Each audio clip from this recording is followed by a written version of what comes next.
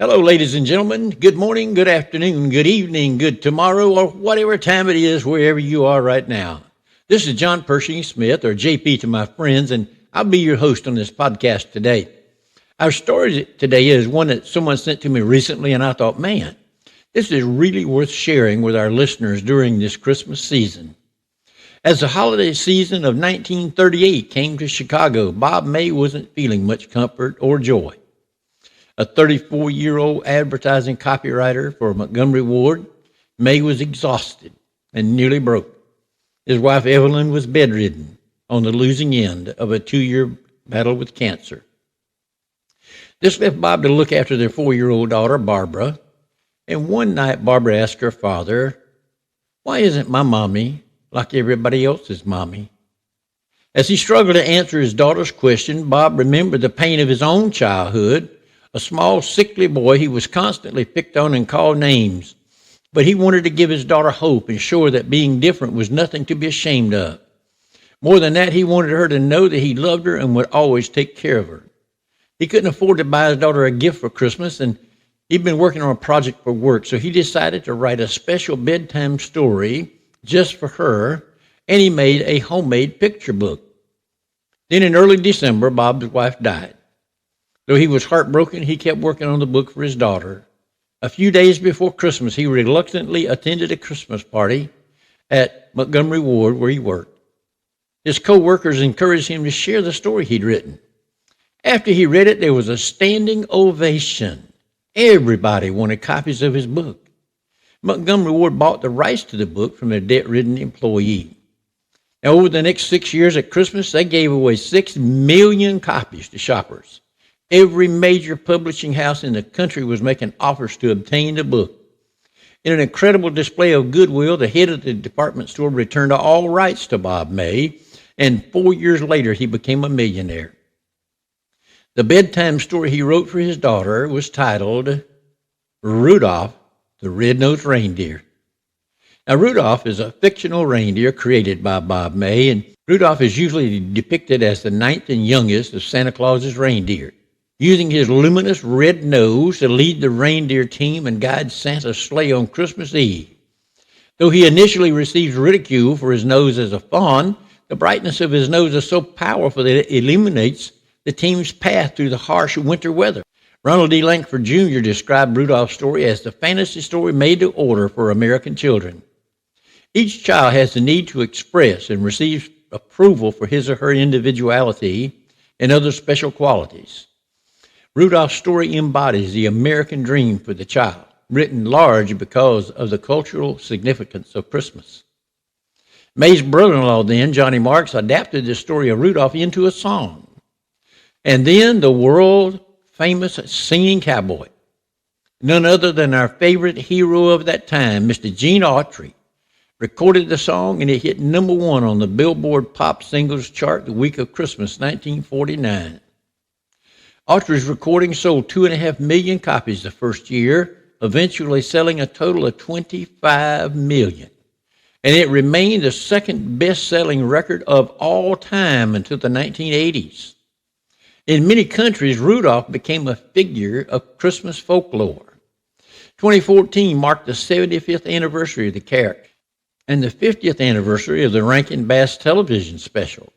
A series of postage stamps featuring Rudolph was issued by the United States Postal Service on November the 6th, 2014.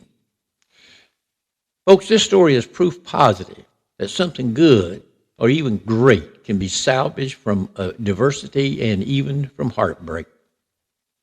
It's also a reminder that just because you or someone else has a deformity or is just different in some way, it doesn't mean that you don't have value to others, even to those around the world. Rudolph's deformity actually became his greatest asset, and he changed the world view of his different looks. You see, suddenly, Rudolph had a purpose.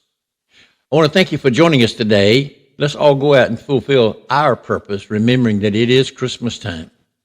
And as for the infamous storyteller, Mr. Paul Harvey, now you know the rest of the story.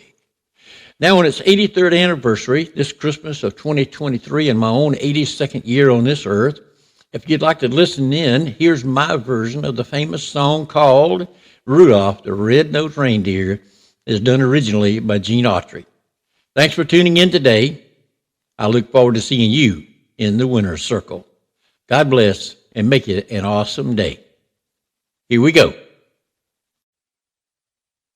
You know Dasher and Dancer and Prancer and Vixen, Comet and Cupid and Donner and Blitzen. But do you recall the most famous reindeer of all?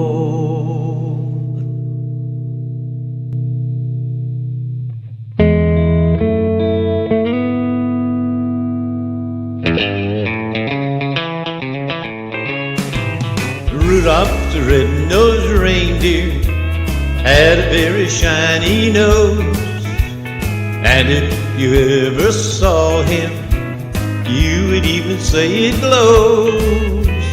All of the other reindeer used to laugh and call him names. They never let poor Rudolph join in any reindeer games. Then one foggy Christmas Eve, Santa came to say, "Hey Rudolph, with your nose so bright, won't you guide my sleigh tonight?" Then all the reindeer loved him as they shouted out with glee, "Rudolph the red-nosed reindeer, you'll go down in history."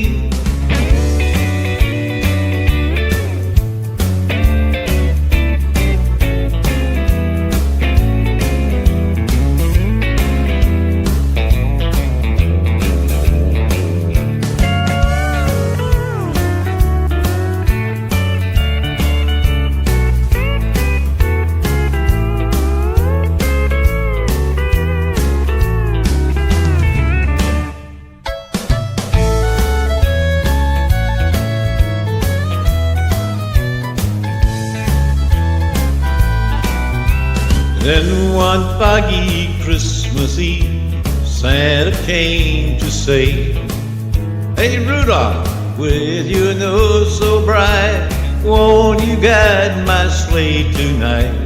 Then all the reindeer loved him as they shouted out with glee, "Rudolph the red-nosed reindeer, you'll go down in history." Rudolph the red-nosed reindeer, you'll go down in history. Come on, Rudolph.